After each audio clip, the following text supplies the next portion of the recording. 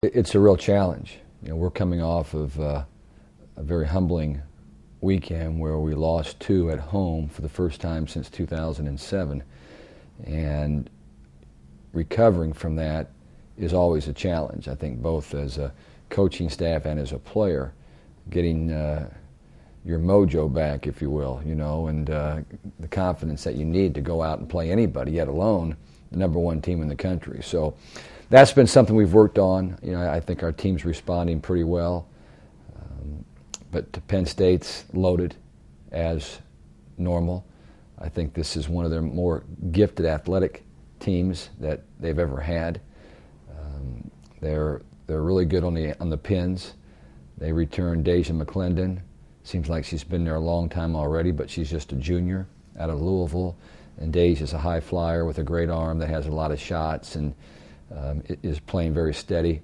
You go on to the other pin, the right side, and R.L. Scott, a 6'5" bomber, who probably is one or two or three of the top names mentioned for the Big Ten Player of the Year right now. So she's the real deal. And so it's really difficult to defend them when they've got so much action on both pins. Your middles, their heads are spinning because they're not sure which way they need to go. And so we've worked a lot this week on being disciplined in the middle, reading setters, reacting, on our footwork to get out and try to close blocks the best that we can, because if you don't close blocks on them, they're going to put balls on the floor. Everywhere you look, they've got capable offensive players, and then also blocking wise, where do you go when they're 6'5" and 6'6" and 6'2" and 6'2" and that kind of size? They're really good. We're going to have to be prepared. We're looking at a big lineup to try to play against them. Look for Kaisley Fisher to maybe come out of the woodwork a little bit and dust off a few cobwebs and get Kaisley. She's been playing great for us in practice. She hasn't gotten much playing time, but she's out blocking anybody we've got.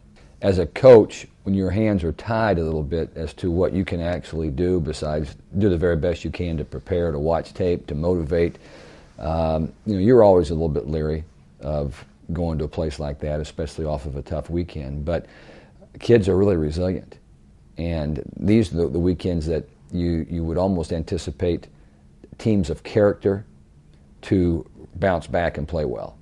And so I certainly think we'll be better than we were last weekend.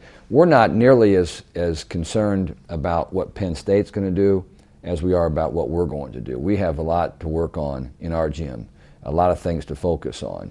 And not that, that we fell off the face of the earth last weekend.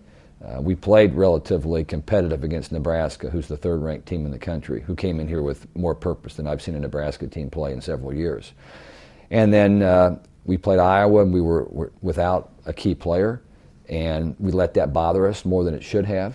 And Iowa played a terrific match, and they beat us. We saw a lot of things that we need to work on. And I think when you get beat, your kids recognize that. You can tell them all year long, we've got to work on this and this, but when they get beat, then all of a sudden they start to nod their head and agree a lot more with you. And so we've worked on those things, and I think we'll be better prepared this weekend than we were last weekend, with or without Kramer.